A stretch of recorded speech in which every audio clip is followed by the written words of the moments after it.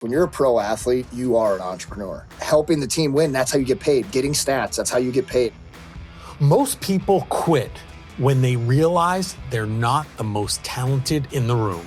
They let setbacks, injuries, rejection, or even self-doubt define their ceiling. But what if success isn't about talent at all? What if it's about deciding to give more? Today on the Mitlin Money Mindset, I'm joined by Jeff LeVecchio, former Boston Bruins pro, founder of Give More Training, keynote speaker, and the creator of Give More, Be More, the movement. From battling concussions and identity loss in professional hockey to impacting over 34,000 athletes and families, Jeff proves that discipline, mindset, and leadership, not raw ability, unlock true peak performance. If you're ready to elevate your mental game and build a life of purpose, resilience, and joy, this conversation will stay with you long after it ends.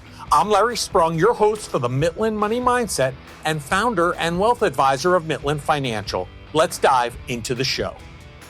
Well, I am super excited today to have Jeff LeVecchio with us. And as you all know, I love talking about the entrepreneurial journey, but just as much, if not more, I love talking about hockey. It's just something that's ingrained in my entire family. And as you'll see, Jeff is in that world. So welcome to the show, Jeff. Yeah, thank you. Excited to be on, man.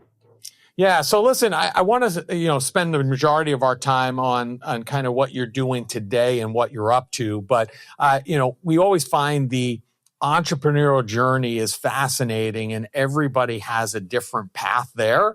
So, can you share with our listeners to give them a sense of who you are, where you came from, what your, journey was up to getting involved and becoming an entrepreneur essentially? Yeah. So, my first real job was signing in the NHL. Growing up, the only job I had was I reffed hockey, usually with my dad. My dad was actually the president of Missouri hockey for referees for like 10 years. And so he's like, you can work on your skating, you can have some fun. Like he would pay me the cash for the game right away. And then, I'd give him the check whenever I got it right. So it was that was like my first quote unquote job. And then my first real job was after my junior year, I signed in the NHL. And unfortunately, right after I signed, a few months later, I went into the boards full speed, had a really, really bad injury, really bad concussion, lost memory, didn't play hockey for 15 months, thought I was never going to play hockey again. Luckily, I was able to come back from that, and I got to play 9 more years professionally after my first injured year, but I was never the same, and that's what led me to entrepreneurship. I had multiple concussions after that during my hockey career. And after like my third bad one, I was like, okay, if I get one more concussion, I'm probably going to have to retire. I probably should have already retired. But I'm going to start doing the only other thing I've ever loved in life, which was training for hockey. I'm going to start training hockey players. I went to school for exercise science. So I was already training some pro and college guys. Like they paid me to work out with me, which was really cool. It was like, I'm making money in the summer just doing my own training, and people are paying for me to just talk to them. This is why we're doing what we're doing, because I was programming for myself from middle of college on, and so I started my first summer. I had 2 clients. I charged $25 for 2-hour sessions. I had to pay the gym 33% of everything I brought in. So I was making about $9 an hour as a current professional hockey player. I knew that I wasn't being paid like what I was worth at that time-ish, but I was still green. I was new. And I was like, I just want to get my feet wet. And, here we are almost Amazing. 2 decades later, decade and a half later. And now trained a lot of people in a lot of different sports, and it's been pretty cool. Awesome. I can imagine, based upon what you said also, with your dad being like the head referee in that area, he probably has some unbelievable stories about what goes on in those rinks, I'm sure. Oh my God. Yeah. I mean, just he had a kid swing on him before, like literally while he was breaking up a fight, like just start punching him. And my dad put him down actually, and he got in a lot of trouble for it. just by defending himself. It was like ridiculous that he got punished for it. But yeah, man, crazy stories. People coming into the locker rooms, people chasing him down in the parking lot, like literally wild stories. My older son, as we speak right now, is refereeing a bunch of games in the New Jersey and Pennsylvania area. And almost every time he has a couple of days of refereeing, or even one day, we get the stories at the end of the day. So I know it. People are crazy. Yeah. Let's shift back to you now. So, like many professional athletes, right? And I would argue, I know a lot of people don't talk about this, but I feel like being a professional athlete is like almost being an entrepreneur. There are very similar traits and, similar things that you have to think about and do. And, like many professional athletes, your path was not a straight one, which is also similar to the entrepreneurial journey. What do you think was the most powerful lesson that you learned along the way?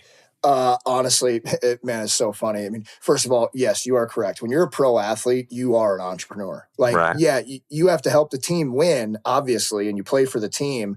But at the same time, like, your job is helping the team win. That's how you get paid. Getting stats, that's how you get paid. And that's an individual thing. So yeah, it's 100%. And what's really cool is like now in my entrepreneurial journey and my businesses constantly, when I have a hard day, I've found that the faster I can think, what's something that was like this in hockey and how did I get over, around, or through it? And then I'm like, okay, I would have done X if this happened, right? And they're not the same things. You get scratched in a game. Like, how are you feeling? You lose a client. Okay, how are you feeling? Well, what would I have done to get over, around, or through? What would I have tried to learn from that? And I found that likening everything in my business journey to my hockey journey has really helped me never get too low on myself, because I got to show up tomorrow no matter what. Yeah, that's a great lesson. And, I actually wrote a post just a couple of weeks ago on LinkedIn about why businesses should hire collegiate athletes, especially hockey players. My son at 19 we got a call from him on Thursday morning, 10 a.m. He got traded from his team in Danbury, Connecticut to a team in New Mexico, literally got a flight that was leaving at 5 o'clock that day to fly to Corpus Christi, Texas to meet the team to play the next night. And I'm like going through this whole thing, that the whole 12 hours this kid went through. And, he's 19, he's an adult, but he's my kid at the same time.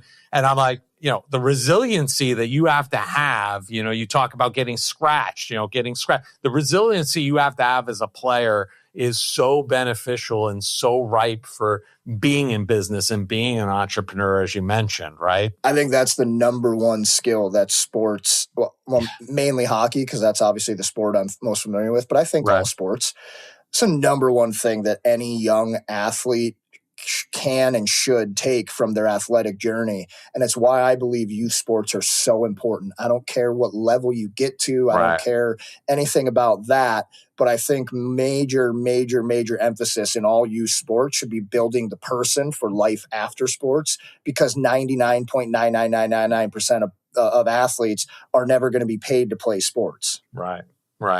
So let's talk about that for a second, right? Because you have to transition at some point, and luckily you were prepared for it through your education, going through exercise science, et cetera, being prepared for later on, whether you needed that in 5 years or 15 years, you really didn't know. But one of the other things is you played professional hockey for about 10 years. And then what? How did you go about finding identity? Because I feel like that's something that players get and athletes get hung up on, because this has been such a part of their daily life for so many years. So how did you make that transition, and how did you, handle that as a hockey player now, retiring and finding your identity? It's a great question, because I have tons of friends that struggle with it really hard. There's no doubt about it. And I think that's for a couple of reasons. Number one, I think a lot of pro athletes stop vigorously exercising right away, because you even if they like training, it's different when you're training to be the absolute best. Like it's really hard on your body, and you have to focus on recovery so hard, and you can't like eat all the goodies and like, like things like that. Right. So I think a lot of athletes, at least my experience, a lot of guys I know when they retire, they kind of shut the bus down. And I think that when you go from extremely vigorous exercise daily for your entire life, childhood, all the way through playing pro, and then you stop that, I think that our bodies get so used to like the brain releasing positive endorphins from vigorous exercise daily, almost year round for all sports now. I think that's a recipe for disaster for any human being. I don't have any science to prove that, but just in anecdotally and knowing all these people, I think that that's a major thing. And then I think the other part is you lose like that daily focus and purpose every day, and then you lose the locker room. And I don't know about other sports, but the hockey locker room, as you know, is something really special. And hockey teams are very, very close. It's just the way that the sport is. So I think especially with hockey players, losing the locker room is one of the hardest and not dangerous, but like one of those landmines that you got to think about when your career is over. Even if you don't get to the pro level, if you play up to juniors, like through juniors or through college, like that's something that you're definitely going to miss. And I tell all the pros that I talk to when they're retiring, like find a new locker room. I don't care if that's in your business. Like I created my own locker room. I had this conversation yesterday with another pro athlete. I created my own locker room because I knew I was going to miss it. And to get back to your original question, how did I make that transition? For my hockey career, the concussion was obviously the worst thing that's ever happened to me. Not for my life, it was the worst thing that ever happened to me, but I was never the same hockey player again. Even though I got to play 9 more years and I got to play 7 preseason games in the NHL and like get paid for 9 more years to play a child's game, I was never the same player. And then I had a couple bad concussions after that. So me starting my business while I was still playing allowed me to slowly grow it. And I was banking on myself again, like I always have my whole life, because I don't know how to do anything else. You got to do that when you're an athlete. And then I started my business and I was like, well, I'm definitely going to play. My goal was to play till I was 40. I was like, I'll go over, I'll play in Europe. Like I can make, 6 figures, tax free. They pay for your apartment. They give you a car. Like, it's still really good hockey, and hockey will always be dangerous, but it's a little bit less physical. I got in 1 fight a year, maybe over there. So like not having to worry about that stuff was great. But my goal was to play till 40 and slowly grow my business until I retired. I wound up after my 32-year-old birthday, or going at right when I turned 32, I think, or maybe it was before I was turned 33, I decided to retire because my business got so big. My business got so big that I was making as much money in the summer in 4 months as I was making in playing. And I was only working like 4 days a week, half the day, because of my own training that would go on in the morning and training pro guys who would be working with me, right? So I was very lucky in the sense after my sporting career that I had a 6 to 7 year ramp to slowly fail, learn, adapt, apply, fail, learn, adapt, apply, figure out new ways, and just try to get better without having my business be my main source of income. Right. So like I tell everybody when they're like, I want to do what you did, like it's so awesome what you're done. And I'm like, I just want you to know, like what I did, I was able to build it for 7 years without that being the only way I was making money. So I'm lucky in that sense for my business, not for my hockey career. Yeah, that was great. I mean, you had the kind of like the takeoff pad to work on the business and get it going, and it wasn't that situation where all of a sudden one day you were a hockey player and the next day you weren't, right? And you also had a little bit of agency over that because you were doing that. So I think that's a great lesson for other professional athletes to prepare early for that process for them. So every player, you got to find something that you like, because, even guys that I trained that, made $80 million in the NHL, like they still got to do something with their life after hockey. So like find out what you like, learn about it, and then you can find a way to make money doing that. Yeah. It's no different than a business owner finding an identity after they want to exit the business, right? It's a similar process. Right. So, let's talk about Give Me, Be More, right? That's something that you founded. Can you tell our listeners a little bit about, what it is and why you founded Give Me, It's Give Be More. More? Give More, Be More. Give more, be more. Yeah. I'm sorry, I had Yeah. a typo there. No, it's Give all good. more, be more. Yeah. Well, GMBM, that's just like how I have always lived. I wasn't the most skilled hockey player, never. It's not like I'm unintelligent by any stretch, but I'm also not the smartest guy in any room I'll ever be in. For me, I've just found that the way that I've been able to beat people out for jobs or teams or whatever it is by doing whatever is necessary, giving more. And the more I give, and like, give to yourself, take care of your health, take care of your mind, take care of your emotions, like, take care of you. The more I give to myself, the more I can show up and be for other people. But also, like, out in the world, the more that you give to others, like, you're making your community better, which makes your life better in the end, makes your country better. Just like always trying to give more to everything. And whatever if I'm at the, checkout counter at the grocery store, like, just be present, give more to that engagement, that relationship, that conversation that I'm having right there. Maybe that person's having a bad day, by me actually asking how they are. Because when you walk to the grocery store, you watch how some people don't even look at people in jobs like that, or Qdoba, and like, it's like, I started in college just always talking to those people, and that they started to give me free food. And I was like, you're giving me free food just because I'm talking to you like a normal, nice human being out in society? And I was like, this is so wild. And so that became like the mantra for my company. And then, I got a clothing line with Give More, Be More with the company. And when I founded my training company, it was called Ripped Hockey, RIPT. And after I started GMBM as part of, like, the clothing for Ripped Hockey, I thought, oh, it just makes more sense branding wise and stuff, that they're the same logos. Give More, Be More, Give More Training. I have Give More Advising. I have Give More Speaking, where I'm doing public speaking and keynotes and stuff like that. And, just kind of made more sense from a branding perspective. Yeah, sounds like it. So let's talk. You brought up the speaking for a minute. Let's talk about that, because I think a lot of business owners, entrepreneurs would love to have the opportunity to speak, and even athletes would like to have that. How have you translated your pro career and the training of athletes into speaking engagements? And we're talking speaking engagements with, like, Fortune 500 level companies like Dell and Lululemon. How have you created that for yourself? For sure, the way besides giving more and being more, give more to every interaction. I think that a big part of that is obviously social media and our podcast. And I had no idea when I started these things, like, both with our podcast, the Hockey Think Tank podcast, we've got well over 2 million downloads. We've been doing it for years. We just started that to try and help people in the hockey world who were always asking us questions.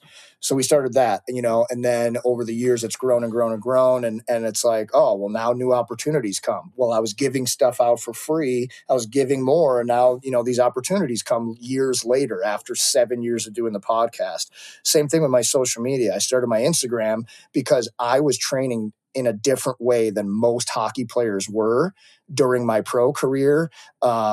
Started in college, and then, like, as I got to pro, it changed more and more and more every year, different from what other guys were doing. And I was getting better results, and my body felt better, and all these things. So I wanted to just show people, like, what we do in my gym, like the gymnastics type of stuff, the coordination type of stuff, on top of the lifting that is from a different kind of philosophy and mindset, and the success we were having. But, like, then that turned into, an online business, where when I started it, I made money right away on that, because I gave away all this free info for 4 years before that, and then the speaking, like, people saw me speaking on my social media, because I do a lot of speaking within my own business as part of it.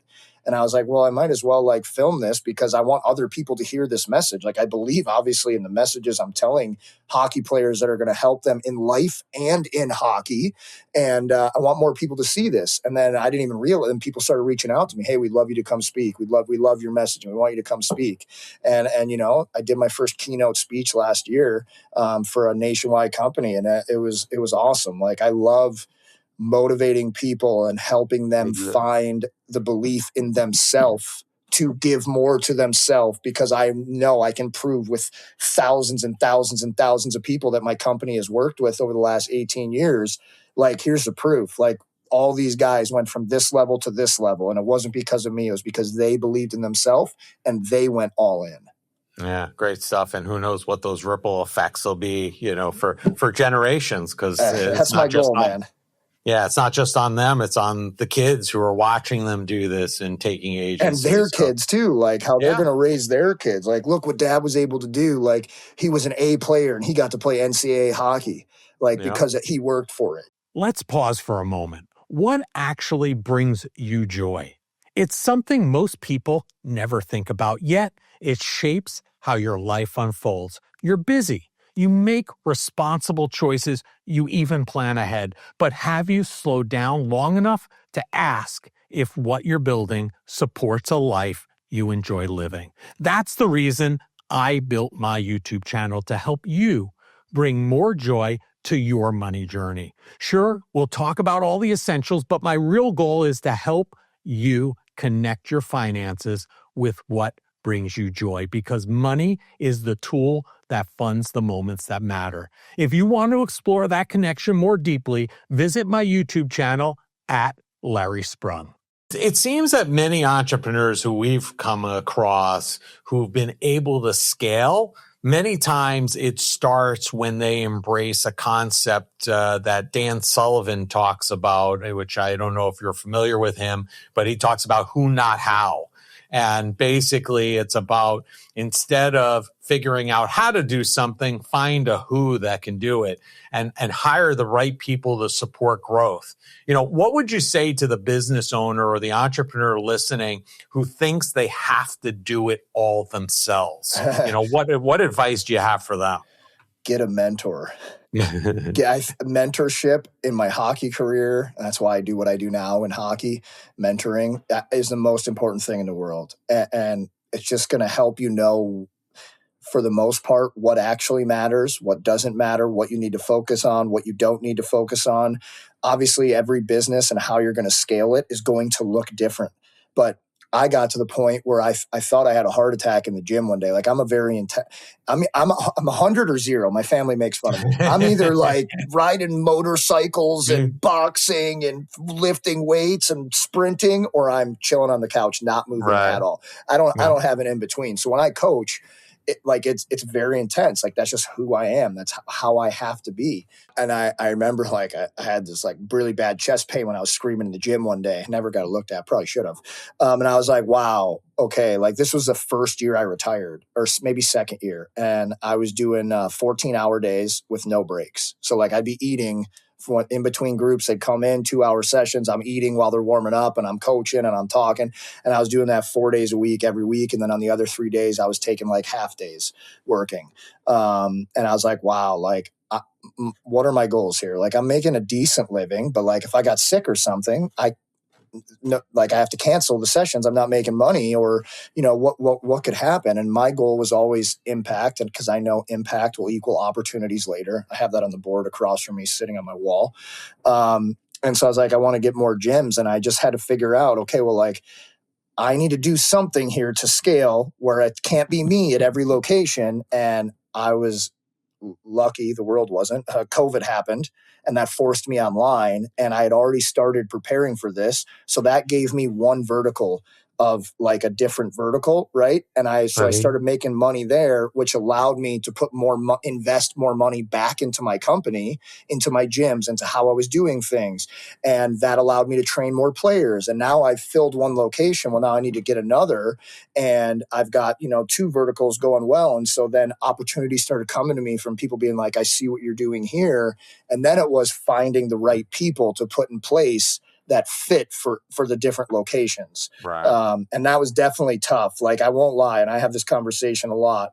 I could have scaled way sooner, but I didn't know how, or trust people, or like, every business owner wants to do it all himself because they know how it's done, and they know that the business is making money because of what they're doing. So I guess what my advice would be, and Dr. Tony Katakis here in St. Louis Sports Clinic, unbelievable, obviously practitioner, but business owner. He's like doing that Hormozy thing where he goes out to Hormozy a bunch of times a year and talks with him and stuff, and just really, really smart and savvy business guy. I've watched him build the culture of his employees, and it is why he's scaled to where he's scaled, and he's going to be one of the biggest chiropractors in the whole world in probably 10 to 15 years. I bet my bank account on it, and it's because of how he is growing and helping facilitate growth for all of his employees.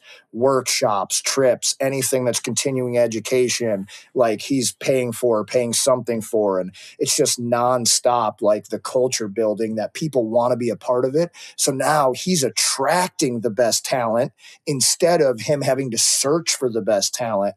And I would say that going back to using social media and my podcast, I didn't know this when I started that, but that's what I have too. I have coaches reach out to me daily. Hey, if you ever get an opening, hey, if you ever want to open in this state or that state, I would love to talk to you about partnering and what that looks like. And so do so well that people want to be a part of what you've built also. Yeah, I think that's great advice, and you hit the nail on the head. And, it's kind of funny because you and my guest from episode 36, so quite a long time ago, Topher Scott, have co-hosted the Hockey Think Tank. What lessons have you learned from those conversations? I know they get pretty interesting from time to time too. Oh yeah, and Toph's my cousin too. So I don't know if you know. Oh, that. I didn't know that. Yeah, he's my cousin. So, and somebody I've looked up to my whole life because he was just always one of the best players everywhere he was. And him being my cousin, I learned a lot from him, and he was always the hardest worker. It's been really cool. Again, I can't, it's not like we make a ton of money on the podcast, but we do get paid to do it. And, to get paid to get smarter by listening to the smartest people in the game, the smartest teachers, the smartest strength coaches, the smartest, sports psychologists, and getting to pick their brain. For me, it's just the coolest thing ever. I've learned so much and become a better businessman, a better coach, a better teacher, a better mentor, a better husband. Podcasting is super, super fun. It takes a lot of time, I'm sure, as you know, and especially if you're somebody who we don't miss. We've been doing it every single week for 7 years. We've missed maybe 5 weeks, and so it's a lot. But what I've gotten back, I feel has been a lot more. Yeah, it's funny that you said that because I get asked all the time. People ask me, "Oh, what's the ROI on the podcast?" And they're talking specifically from a monetary standpoint. And I'm like, listen, honestly, it's a rounding error, the monetary aspect. I don't look at it like that. I look at it as having conversations with great people like you, learning from others, and, talking to Topher and learning about his career within the hockey community and world and experiences, and talking to other entrepreneurs that have had the experiences of going on Shark Tank, and, other health remedies and things like that. That to me is better than any financial return on investment I can have, is having those conversations. And it sounds like it works the same way for you guys too. 100%.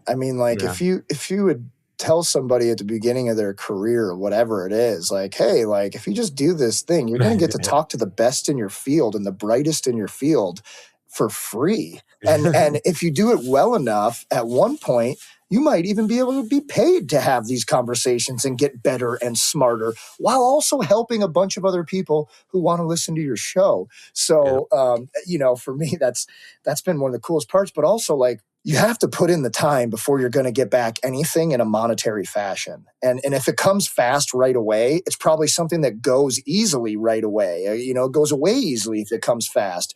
But if you put in that time and build that engine, over a certain, Andy Frizzell always talks about it like it's a hockey stick. People think business is a hockey stick where it's the blade, so short blade, and then, I'm going to make all this money and it's amazing. And he's like, no. The hockey stick is you lay it on the ground and it's the whole entire stick. And then around 10 years, maybe later for some people, you hit the blade and that's where it goes like that.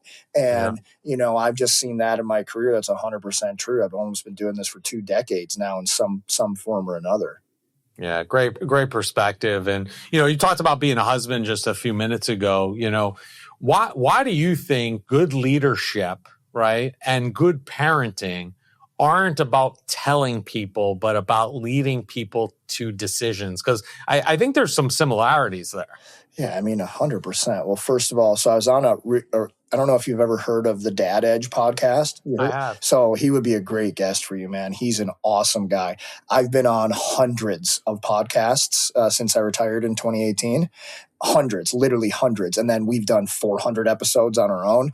It's one of the best interviews I've ever done. He's a very cool guy. And he was asking me a lot about my background and entrepreneurship and my hockey career. And he was digging deep, why? I saw my dad do it. Like, my dad was an entrepreneur. I saw him, do all these things and still be there at everything. Like, yes, he was gone, like when I was young, like a little bit, like traveled a lot for his own business, but everything that I can ever remember that he could have been at, like, he was there. And I look back, I'm like, I don't know how, but he made it work. And Larry said the best lessons are caught, not taught.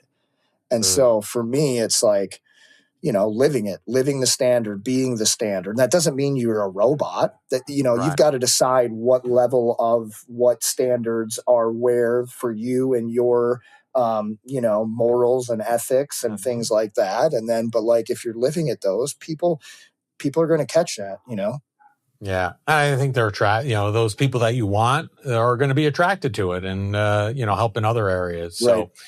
So listen, on top of everything that you mentioned you're doing, why did you then decide to add being an advisor to hockey players? And let's pause for just a minute. And if you could first explain to those people that are non-hockey listening parents a little bit about why youth hockey players often have an advisor, I think that would be helpful. And then, why did you add this to your arsenal of things that you're involved in? Well, I started it because I hate the whole advisor thing. Used to be in hockey, you get you're only allowed an agent when you're a pro. That was it. Right. You're a pro, you need an agent who negotiates the contract. They have to be an NHL certified agent, blah, blah, blah. Then it started trickling down. Obviously, agents started talking to college players and junior players who were prospective pro players so they could get them sooner, so they could build their stable, they make more money, connections, yada, yada, yada. Well, then it was, you can't call those agents, those are advisors. And it was only for college or major junior. And then obviously, some guy probably started, I'm going to go after the best 17-year-old. And then he'll be in college next year and then pro and blah, blah, blah. And then it got way out of control. And I had a text from an advisor the other day about a 12-year-old. And I was like, come on, dude, come on. Right. And so it's a really murky, scummy waters. There are some really good ones for sure, but those are pretty much only going to be the ones who are going after the absolute best players and people that have the best chance at this time of making it. And they're not being charged until they turn pro. But then it turned into all these scumbags being like, hey, I'll charge you $3,000 and I'm going to help you get to a junior team. But they're going after a lot of players who aren't going to make a junior team. And they're just, making a call to their buddy to get them a tryout. And that's all they're getting. That's it. That's all.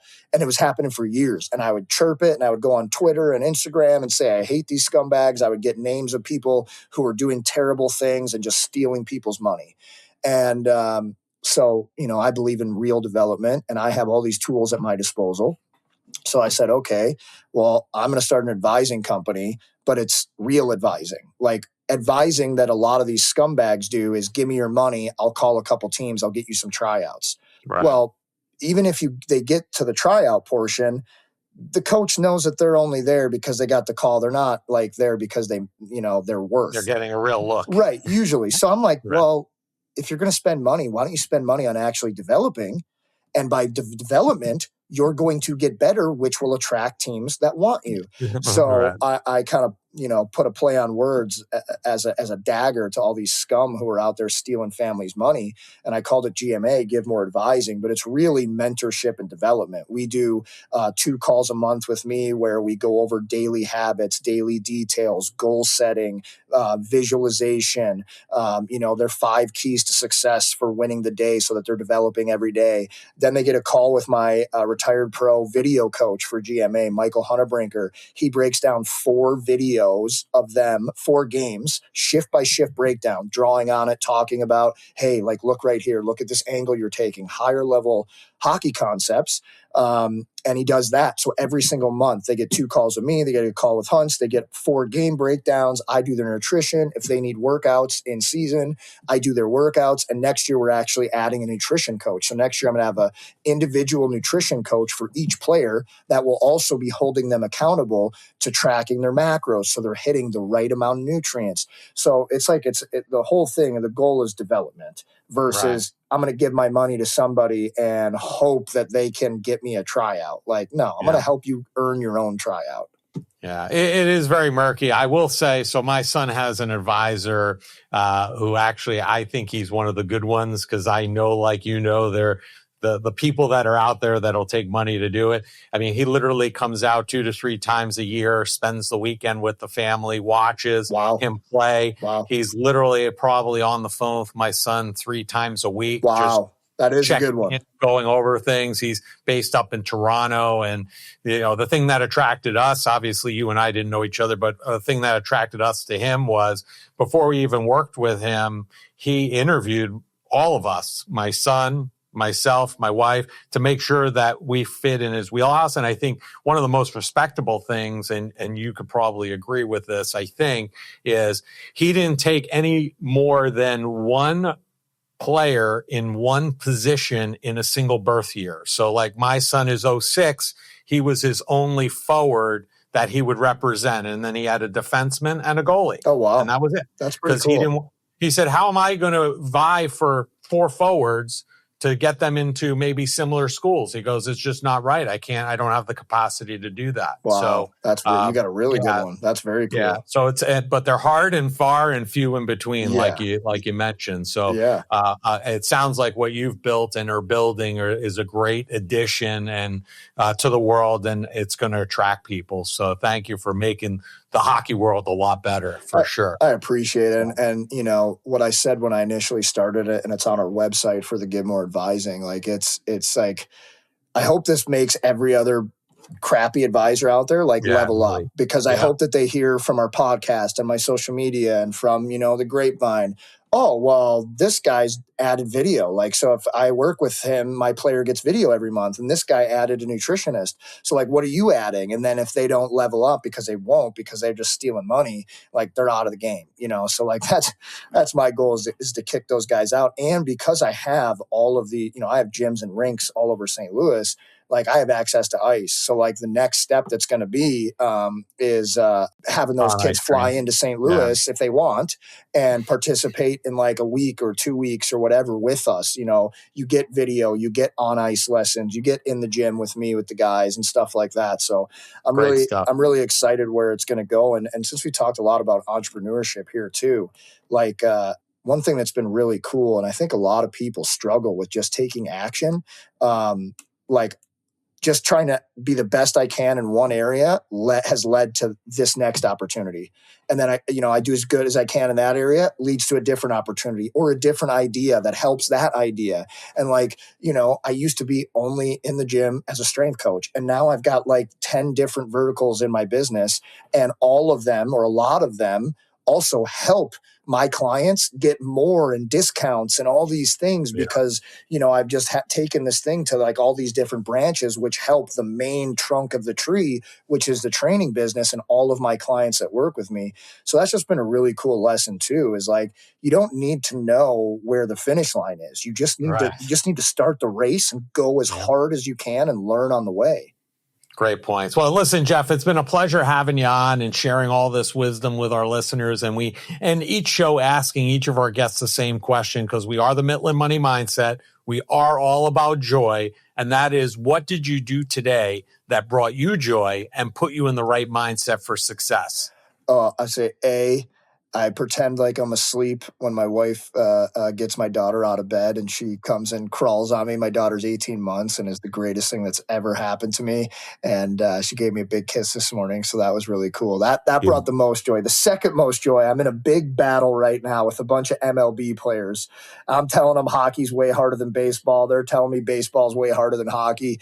So I went and dressed up, or I went and bought all new baseball gear. I got these stupid tight pants on and the stirrups push-ups and this baseball shirt and just chirping them back and forth. And we set a date 2 weeks from now. They're getting an MLB pitcher to throw heat at me to see if I can hit a baseball bat. And then I'm going to play against a former MLB pitcher on the ice one-on-one.